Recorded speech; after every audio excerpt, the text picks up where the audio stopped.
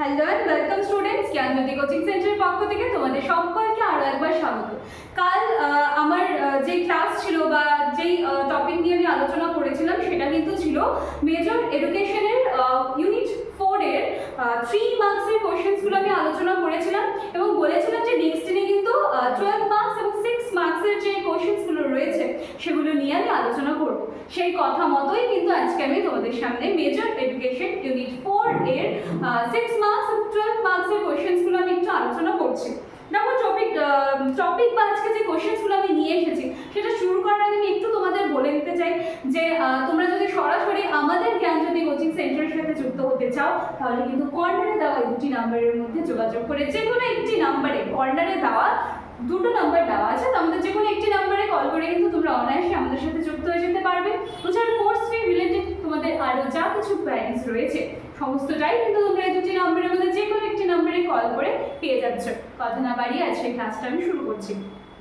দেখো, প্রথমে আমি 6 মার্কসেরগুলো বলে নিচ্ছি, তারপরে আমি 12 মার্কসেরগুলো বলছি। মেজর এডুকেশন ইউনিট 4 6 মার্কসের কোশ্চেন্স। প্রথমে রয়েছে 1 নম্বরে শিক্ষার পরিধি বলতে কি বোঝো। তারপরে রয়েছে নাম্বার 2 প্রি সার্ভিস ও ইন সার্ভিস টিচিং এর মধ্যে পার্থক্য লেখো।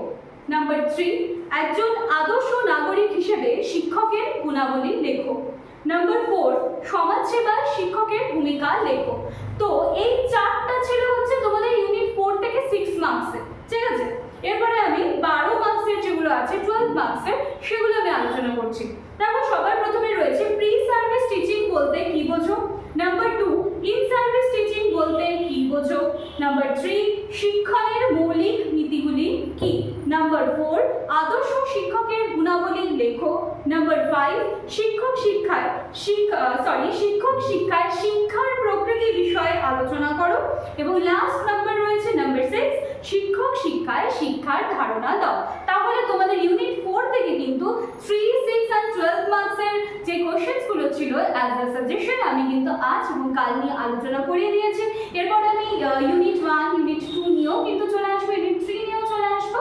তো আমি আবারও বলবো যে তোমাদের যদি মনে হয় যে এই যে এক্সাম তোমার যেমন সামনে চলে এসেছে, বেশি আর সময় নেই তোমাদের হাতে, তো এই অবস্থায় দাঁড়িয়ে যদি তোমাদের মনে হয় যে ম্যাম এই যে সাজেশন যেগুলো আলোচনা করেছেন সেগুলোর অ্যান্সারগুলো একটু যদি বিস্তারিত আলোচনা করে দেন তাহলে ভালো হয়। তোমাদের যদি এরকম মনে হয় তাহলে অবশ্যই কিন্তু ব্যাপারটা আমি কমেন্ট সেকশনে জানাতে হবে। আমি নিশ্চয়ই চেষ্টা করবো আরও একবার সব কিছু আলোচনা করে দেওয়ার।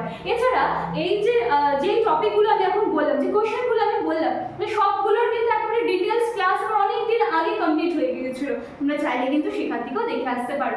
চলো, আজকের ক্লাস বা আজকের যে আলোচনার বিষয় ছিল সেটা এইটুকুই থাকছে। নেক্সট দিনের ক্লাসে আবার নতুন কোনো একটা টপিক নিয়ে তোমাদের সামনে চলে আসবো। চলো, দেখা হচ্ছে নেক্সট দিনের ক্লাসে। Thank you.